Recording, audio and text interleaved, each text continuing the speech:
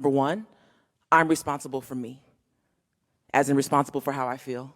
And number two, I'm responsible for me, as in responsible for the energy I bring to the world. And I didn't want to keep leaking my pain onto other people. And number three, I realized that I had the power all along, and all I had to do was use it. And four, I learned that I had to be the highest authority in my life and in my business. And five, I learned that I had to define success for myself, because everyone has their own agenda. There's nothing wrong with that. It's how we do business. But I too needed to have my agenda so that I knew that I was in alignment with my truth.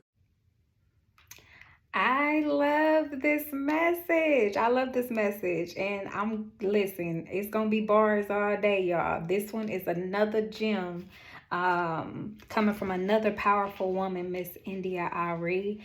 And I love her. If y'all know me, y'all know I love her. So to be able to do this, I'm so excited. I love her rules, and I promise you I live by all of these in one shape, form, or fashion. So we just gonna go through them real quick. I am responsible for me. Ooh, number one, I am responsible for me. And she was being specific to how I feel.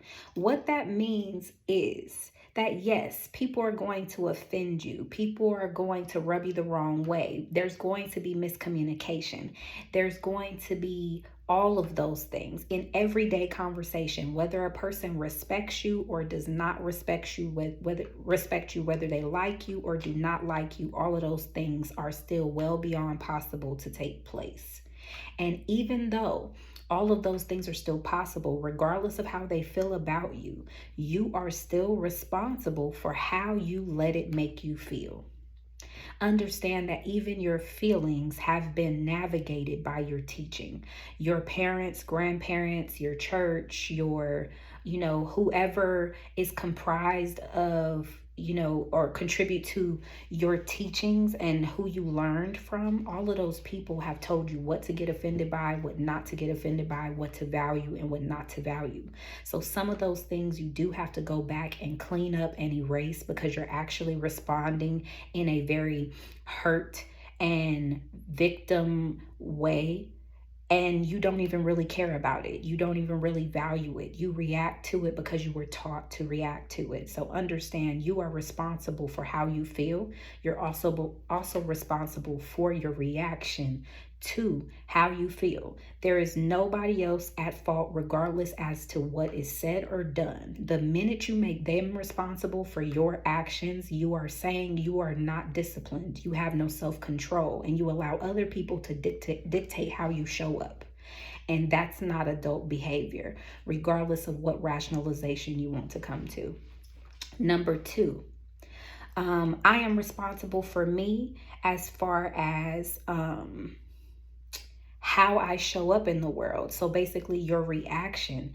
And she said, I don't like leaking my pain onto other people. What I need you guys to realize, if you are suffering from depression, if you are suffering from perfectionism, if you are a critic, if you are judgmental, if you are insecure, all of those things, regardless of who told you what, that's how you exist and that's how you show up in the world. And yes, some of that residue does bleed onto other people, so you have to be mindful. There is no way to be insecure. There is no way to be codependent. There is no way to be independent. There is no way to exist in any particular way and not think it rubs off on the people you come across, or the people you live with, or the people you raise. So you are responsible for that.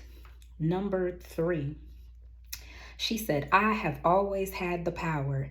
I just didn't use it. So you have to understand, 1 and 2 are your choices. You are the one in charge. You're the author of your story.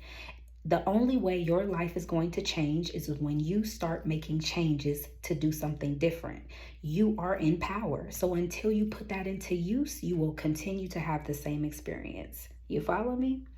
Number 4, be your own highest authority. That means don't look to other people outside yourself for direction of yourself. You came in this world by yourself. You are going to leave this world by yourself. So Your ideas, your perspectives, your wants, your needs, you have to know these things. No one else can tell you what they are for you. You're your highest authority. So know that, live in that so you can manifest and work in your purpose.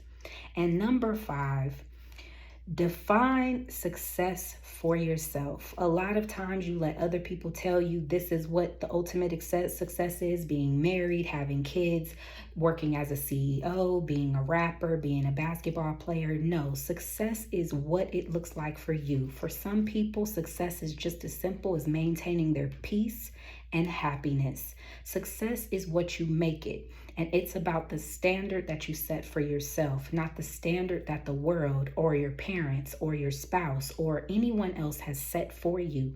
This standard has to be met, set, and maintained by you. So understand, these are 5 great rules that'll take you home and take you off into success and living your best life.